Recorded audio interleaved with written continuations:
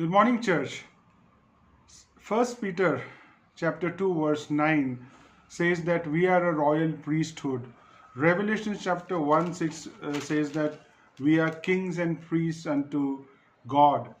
And this is quite interesting because in the Old Testament, kings always belonged to one tribe and the priests belonged to another tribe. Kings were not allowed to become priests and then vice versa. So this office of kings and priesthood was compatible, made compatible only by Jesus because he's the king and he's the high priest. And because of we following Christ, we are now priest. Every Christian is a priest, and this is quite significant because it changes the way we live today, and it will also change a lot in heaven. And the song which we read in Revelation chapter 5 verses 9 to 10 is a beautiful song.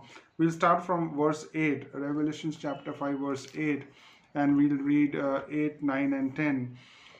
It says, when he had taken the book, the four living creatures and the 24 elders fell down before the Lamb, each one holding a harp and a golden bowl full of incense, which are the prayers of the saints. And they sang a new song, saying, worthy are you to take the book and to break the seals, for you were slain and purchased for God with your blood men from every tribe and tongue and people and nation. You have made them to be a kingdom and priests to our God, and they will reign upon the earth. And this is a very encouraging song, and this is being in heaven. This is talking about a lot of things. First of all, it is a worship song because it is praising uh, Jesus, and it is saying he alone is worthy. Then it is also a gospel song because it talks about the lamb who was slain. It is Jesus, the blood of Christ is mentioned and glorified here, and we're worshiping God uh, because of that.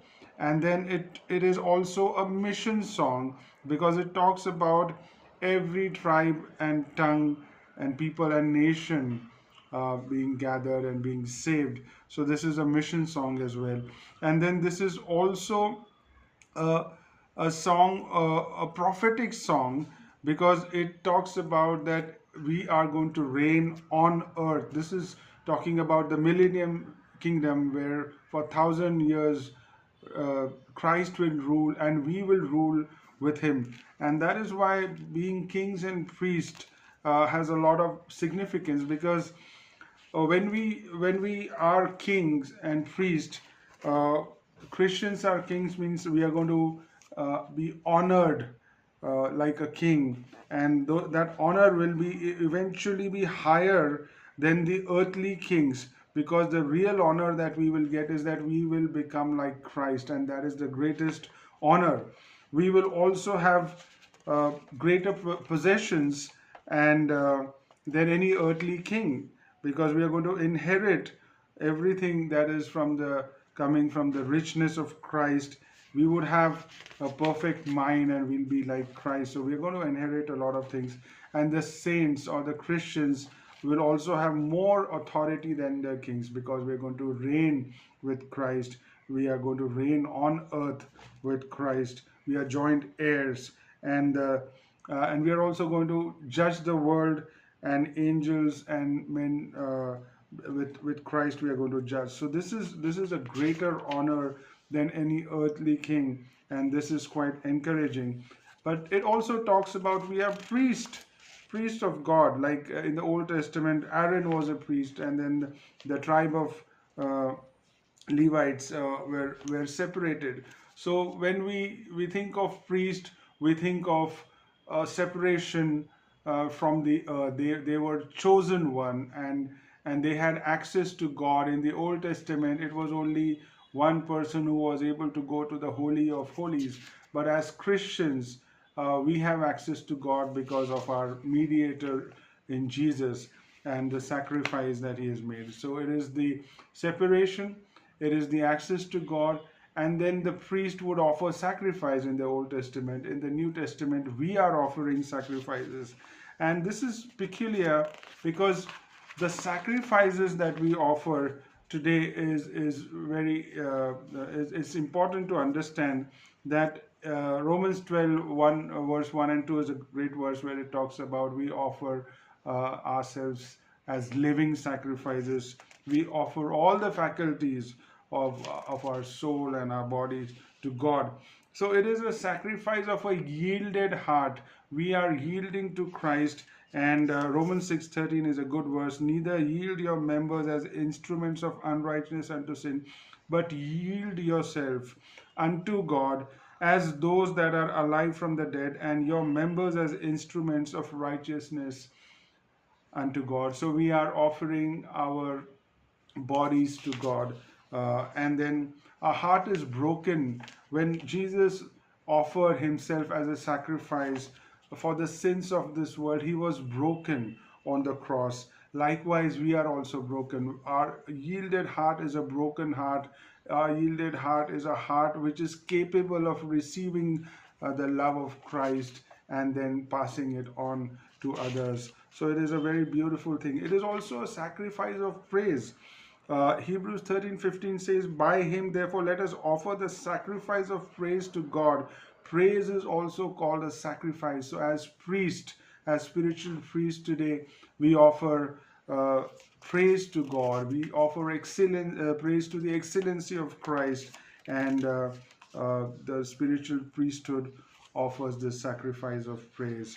Uh, we also offer the sacrifice of obedience, because there is no merit. We are not going to get any brownie point if we are obeying, but it is pleasing and acceptable to God, and therefore we offer uh, the service that we do is also a form of obedience, and we offer that as ourselves as instrument of righteousness.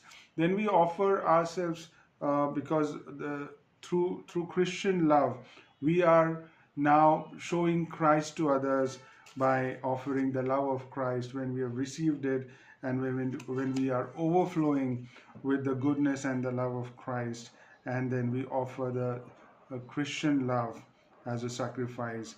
Hebrews 13:16 says, but to do good and to communicate, forget not, for with such sacrifices God is well pleased. Love is a Christian sacrifice. We also offer and give our resources, our time to the poor. Christ accepts what is done to the poor as being done to himself, and that is beautiful. Then the sacrifice of the prayer of faith is offered as spiritual priest. Every Christian as a priest is offering the prayer of faith, because the prayer is compared to incense. Let my prayer be set forth before thee as incense, and the lifting up of my hands as the evening sacrifice. When we lift up our hands, when we are praying to God, it is like incense. Psalms 141 verse 2 talks about this. Or in the Old Testament, when the priest used to enter the temple, people outside used to pray at the time. So it is, our prayers are like an incense, and that is the beauty of a Christian life. We are separated, and we offer our bodies, we offer our time, we offer, and whatever we are doing is in His service, and that makes our life so much more significant. We are called kings and priests, and that is a beautiful thing. If we think about our position, then we know that we are not isolated but separated from this world. The world will not contaminate us, but the world needs our influence and our witness. Amen.